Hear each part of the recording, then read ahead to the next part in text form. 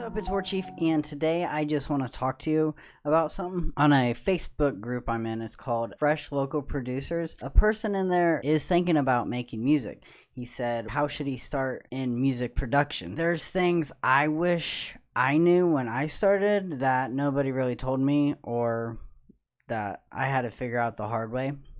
So I'm going to tell you the things I think how people should start music production.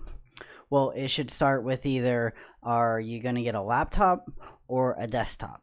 Pretty much. Like, do you travel a lot? Like, my girlfriend has a bunch of appointments, like, all the time, like, at least 4 or 3 in the whole week. And I only get like an hour to spend at home, and that's for me to make food and eat. So I got a laptop a long time ago. The only reason I got it was like because every big producer had a laptop, and I was like, yeah, I can make music on a laptop. That'd be cool. That's what I got, but I wish I would have got a desktop because they're more powerful. My laptop is not very good, and it's like they say Mac's the best, but I think all laptops are pretty much junk. Desktop is probably the best way to go. I like my laptop though. It's taught me how to make music on like a really crappy system, and it works. Anyways, you're gonna have to choose between a laptop or a desktop. It depends on what you want to learn on.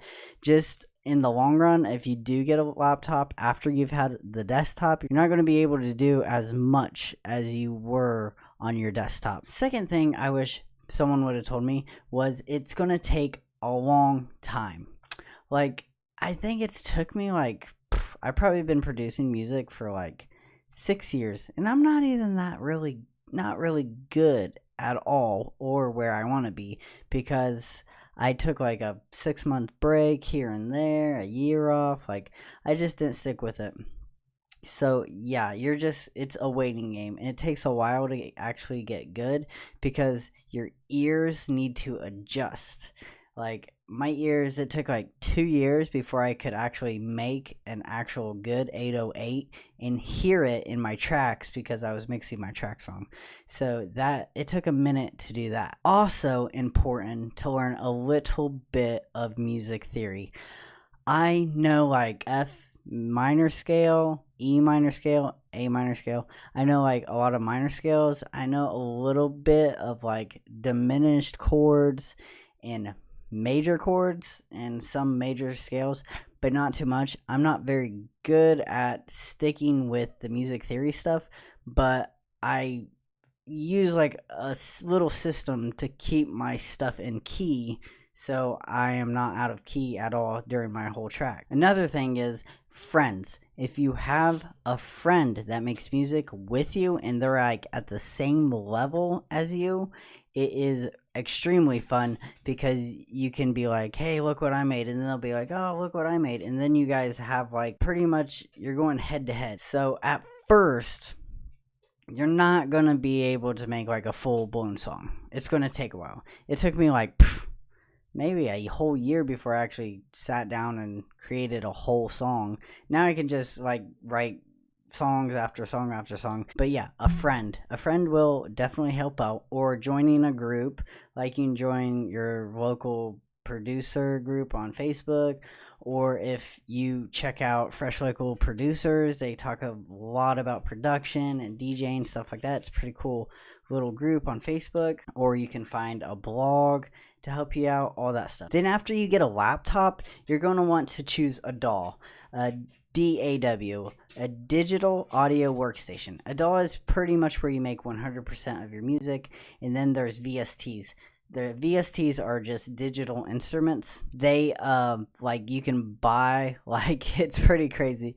You can buy synths, like VSTs are synths, or you can buy like actual like artificial like violins and like drum kits and stuff like that. It's pretty wild. But DAWs, digital audio workstation, is a music platform that you create your music. But there's a bunch of them. There is Ableton, Fruity Loops. Well, it's not called Fruity Loops anymore. It's called FL Studio, Cubase, Bitwig, Reason. There's a lot of DAWs, and if I were you, I would sit down and just download all those demos. I know it's going to take you a while. It might take you like 2 months to pick one before you actually like start making music, but that's something I wish I would have done. I just went to Ableton. I don't even think I said Ableton. Yeah, Ableton too. That's what I use. It's good for me, but I wish I would have got to try other ones. I didn't get to try anything else. I've always stuck with Ableton. I've been too lazy. I downloaded the Bitwig demo. I really like Bitwig, but it is so much like Ableton. There is no point to switching to Bitwig. So I just use Ableton. Thank you for listening to this, what you should do to become a music producer. And I will catch you guys later. Make sure to like the video, subscribe if you liked it, give it a like, and subscribe if you like content like this. And go check out some of my other videos.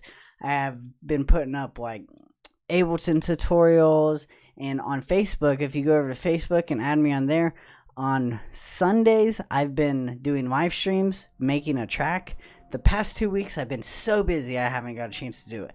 But I think this Sunday I'm going to go get back into it, and hopefully everything will work out. Have a great rest of the week, and I will catch you guys later. Peace.